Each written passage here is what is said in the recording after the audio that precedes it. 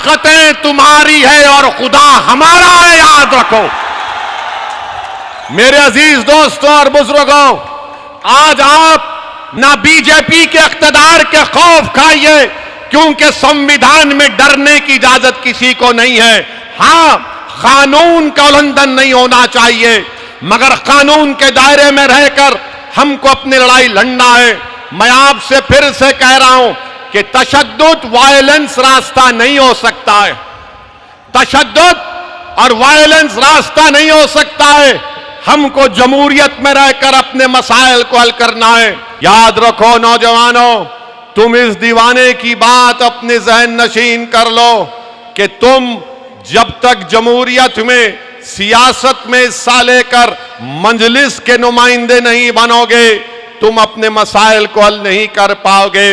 मैं तुमसे ये नहीं कह रहा हूं कि मेरे पास कोई जादू की छड़ी है और अगर तुम मजलिस के नुमाइंदे बन जाओगे तो मसाइल खत्म हो जाएंगे, नाइंसाफी खत्म हो जाएगी।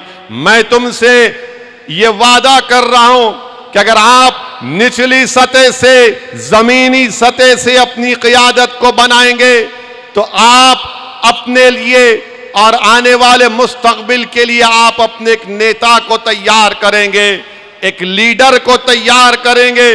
बताइए, आज कौन आवाज उठाता है नाइंसाफियों के खिलाफ?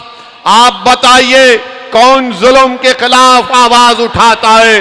आज पार कांग्रेस को कह रहा हूं कि असदुद्दीन ओवैसी को अल्लाह जब तक जिंदा रखेगा, मैं पुकारता रहूंगा और आवाज लगाऊंगा, क्योंकि भारत का संविधान मुझे और आपको सबको इजाजत देता है कि आप आवाज उठाएं। जमहूरियत के दायरे में रहकर हमको अपनी लड़ाई लड़ना है। मैं आपको ये नहीं कह रहा हूं कि तशद्दुद करो, बल्कि याद रखो, तशद्दुद रास्ता नहीं है, वोट डालना और सियासी क़ियादत बनाना रास्ता है। तशद्दुद से कोई चीज हासिल नहीं होती। अगर हासिल करना है नौजवानों, तो सियासी लीडरशिप को बनाओ। मैं यहां पर आया हूं और अल्लाह ने जब तक मुझे जिंदा रखेगा, मैं भारत के कोने कोने में जाता हूं, मगर मेरा मकसद क्या है कि तुम आज जो खड़े होकर ओवैसी का भाषण सुनकर नारे लगा रहे हो, कल तुम यहां खड़े होगे और जनता तुम्हारा नाम लेकर नारा लगाएगी। ये मेरा ख्वाब है। क्या आप नेता नहीं बन सकते? क्या आप लीडर बनेंगे?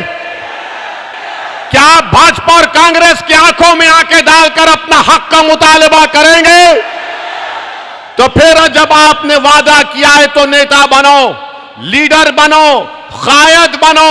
मैं तुम्हारे पीछे चलने को तैयार हूं। मैं तुमको कायद देखना चाहता हूं। मैं तुमको भारत का सबसे बड़ा नेता देखना चाहता हूं। मैं तुमको एक संसद के रूप में देखना चाहता हूं। मैं तुमको यहां पर एक रुकने बल्दिया के तौर पर मुंतखब होते हुए देखना चाहता हूं। मेरे अजीज दोस्तों, बुजुर्गों, मेरे नौजवानों, यही मेरी दिल की तड़प है, यही मेरी जमात के रुफ़क़ाओं की कोशिश है।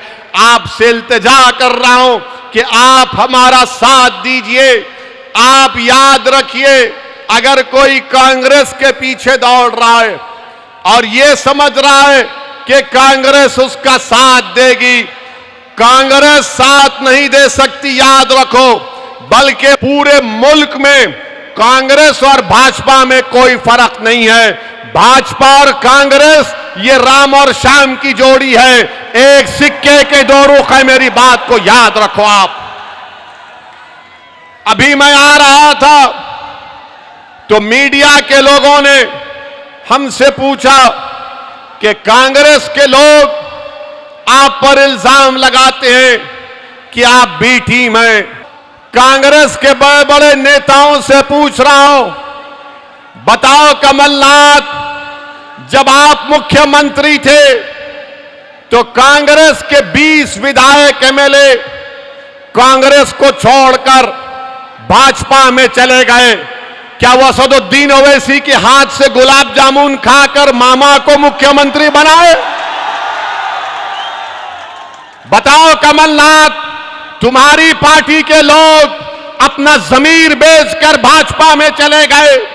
तुम्हारे कांग्रेस के एमएलए जिन्होंने विश्वासघात किया मध्य प्रदेश की जनता से और भाजपा में चले गए, मगर कांग्रेस में इतनी हिम्मत नहीं है कि मोदी पर, अमित शाह पर तनकीद करे तो उंगली उठाते हैं कि ओवैसी वोट काटने को आया है।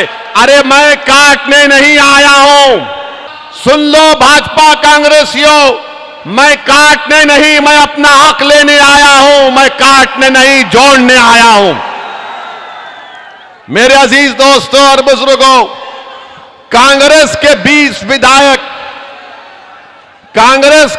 विधायक चले गए और फिर सिंधिया चले गए और मंत्री बन गए। इसका जिम्मेदार कौन है बताओ कमलनाथ।